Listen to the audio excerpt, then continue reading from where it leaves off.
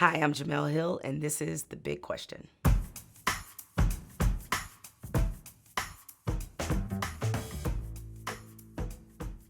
For me, the greatest movie quote of all time comes from the most quotable comedy of all time, which is Coming to America.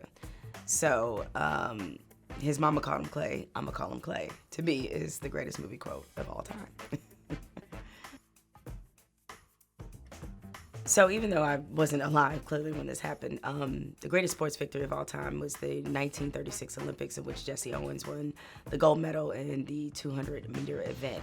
I mean, of course, it was about Jesse Owens at that time. I think most people considered him to be the best athlete in the world, but given what was happening in the world and the rise of white supremacy and the fact that this was a big, let's just say middle finger to Adolf Hitler, I think that's probably one of the more prominent victories, because it wasn't just about an athletic achievement. It was about showing the world about kind of what was happening in society and facing that head on.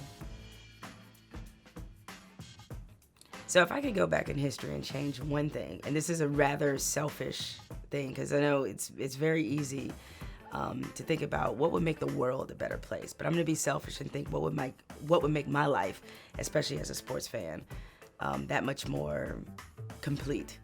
I wish I could go back to the 2002 NBA draft when the Pistons, my hometown Pistons, had the number 3 pick.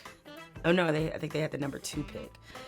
And they could have literally thrown a dart and picked anybody from this draft who would have probably wound up headed to the Hall of Fame. They instead picked the worst player in the draft a year before Detroit actually won the title. They picked Darko Milicic. And if I could go back in history, please God, why didn't you draft Carmelo Anthony? Like, it would have set the franchise up for the next decade or so. But no, they took the one player that you couldn't take. LeBron was gonna be gone. Cleveland was getting LeBron, that was fine. We could have taken D-Wade, Chris Bosh, anybody but Darko. Carmelo should have been the pick. We take Carmelo, I say we win 3 in a row. So for me and my sports sanity, I wish I could change that draft for the Pistons, because we have never recovered from picking the wrong person. So the book I would make required reading for everybody is Isabel Wilkerson's The Warmth of Other Suns. I think it is the definitive book that explains race and racism in America.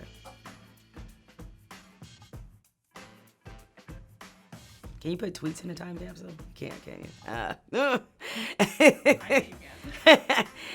Yeah, I guess if I could have a printout of tweets, there'd be a lot I might be able to put in there. But let me think of something even better. Nobody buys CDs anymore, unfortunately.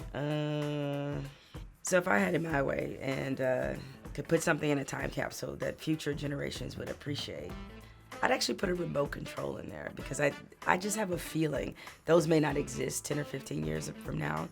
And I feel like the remote might go the way of the rotary phone, or just having a phone in your house, period. It's like these young people today don't probably even know how to dial on a regular phone, because everybody has cell phones. I wish I could have put, in fact, a pay telephone in a time capsule, but unfortunately you never see those anywhere and they don't exist. But the remote control, which I think still remains the greatest invention of all time, I would put in a time capsule so we would always appreciate what the remote control brought to our lives.